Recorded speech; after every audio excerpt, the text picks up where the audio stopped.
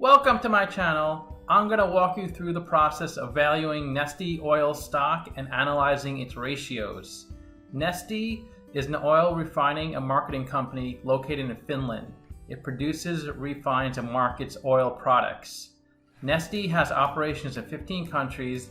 It is the largest producer of renewable diesel in the world. We're going to look at the ticker that trades on the Helsinki Stock Exchange, since the company reports its financials in euros. But this company also trades on the pink sheets in the United States. NESTE means liquid in Finnish. Let's get started with the model. This company has a market cap of 35.1 billion euros. So it's a pretty big company. And let's see what they're trading at. 46 euros. And the way you value a company is you estimate the future free cash flows and then discount that number back to today's value. That's what we're doing in this video. Now I'm going to pull their actual free cash flows. And free cash flow is cash flow from operations minus capital expenditures. Capital expenditures are investments in property, plant, and equipment. We also need the net income. That's a profit and loss on the income statement.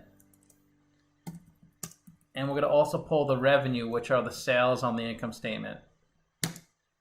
Now let's look at the numbers.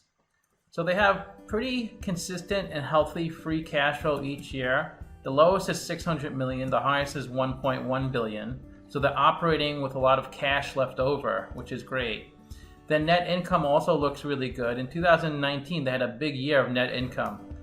And their revenue goes up every year. Look at that growth, 11 billion to 15 billion. It's hard to grow a company at that rate with such big numbers. And their margins are the best in 2019. They converted 11% of their revenue to net income. In order to convert so much revenue to net income, you have to manage your expenses better, and it looks like they did. Let's look at the capital structure of the company. Let's go back to the income statement, get their interest expense. That's 46 million. That's how much interest they pay on their debt. Let's go to the balance sheet to see how much debt they have. We'll go to the liability section. And current debt of 140 million. That's debt due within 12 months. Long-term debt of 760 million. That's debt due after 12 months. And they pay 5% interest on their debt. Interest payments are tax deductible, so let's get their effective tax rate. We go back to the income statement. The income before tax is 2 billion. And the income taxes is 278 million. So they pay 13% in taxes, which means the cost of debt is 4.4%. Let's get the beta to figure out the cost of equity. The beta is how volatile the stock is relative to the market. The market as a whole has a beta of 1, and stocks usually trade above and below 1 depending on their volatility. This company has a beta of 0.52, so the stock moves half what the market moves. So if you're looking for a low volatile, low risk stock, this is the stock. I like to invest in stocks with low beta, especially during times like this when I'm not too certain where the market's going.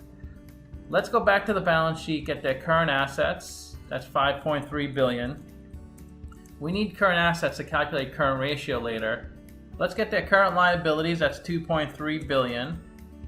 That's how much money the company owes its suppliers and creditors over the next 12 months. We also need the total equity of the company. That's total assets minus total liabilities. That's 5.9 billion. And let's get their EBIT, earnings before interest and taxes. That's on the income statement. 2.2 billion.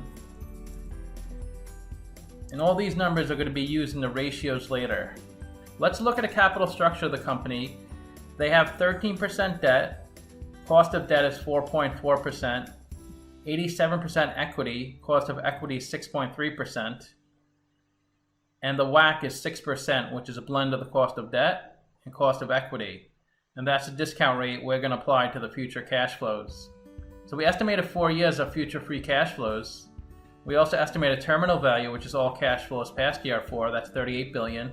We discounted those numbers back to today using the weighted average cost of capital. We get a value of the company of $35 billion. We divide that by 768 million shares. we get a calculated stock price of $45. They're trading at $46, so they're trading at a 1% premium. So it is a sell according to the model, but it's really close to where they're trading at. Let's see what Simply Wall Street says. They're saying the stock is worth $47. So we're all in the same range. The stock is pretty much trading at intrinsic value. Let's see where the stock has been trading at. So it looks like it's been driven up the price the past few months. So if I did this video a few months ago, I would have come out with that $45 price because I would have been using the same financial information and it would have been an undervalued stock. But since the stock price has come up so much, it's now trading at intrinsic value. Let's look at the financial ratios. PE of 19.6, which is a little weak. The median in the entire market is 15.1. They have a good price of sales of 2.2. The median in the entire market is 1.8. The average is 5.4. Price to book is a little weak at 5.9. The median is 2.4. The average is 5.7. PE is stock price over earnings per share. To calculate earnings per share, that's net income over shares outstanding. I like to see below 15. They're at 19.6. So investors are paying $19.60 for $1 of earnings. Price to sales is stock price over sales per share. To calculate sales per share, that's revenue over shares outstanding. I like to see below 2.5. They're at 2.2. So investors are paying $2.20 for $1 of revenue. Price to book is stock price over book value per share. To calculate book value per share, that's equity over shares outstanding.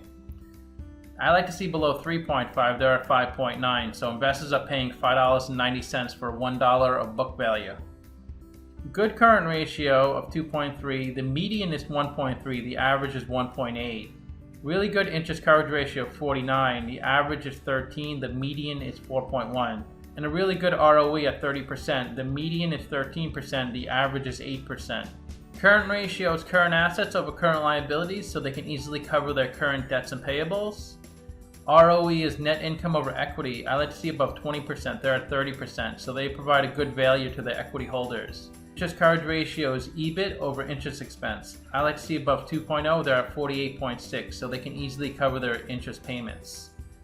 The best way to look at ratios is to compare them to similar companies. I've done videos on PBF Energy, Parkland Fuel, Renewable Energy, Valero, and Valvoline, all in the same industry as NESTE.HE. And if NESTE.HE has a number in red, they're worse than the average. If they're in green, they're better than the average. So in terms of PE and price of sales, they are worse than the average. But price to book, they're better than the average. The average is negative because Valvoline has such a big negative. Current ratio, they have the highest current ratio of the companies, but all the companies are above 1, so they're doing fine in current ratio. They're second highest in ROE at 30%. Renewable is at 34%. The average is only 4%. And in terms of debt, they have the lowest amount in debt, which is good to see when you're investing in a company. They're by far the largest company. When you convert their market cap to US dollars, they're $41 billion. The average is only $13 billion. Let me know what you think of the video. Leave a comment. I answer all comments. And if you want to see me value more companies, then subscribe. Thanks for watching.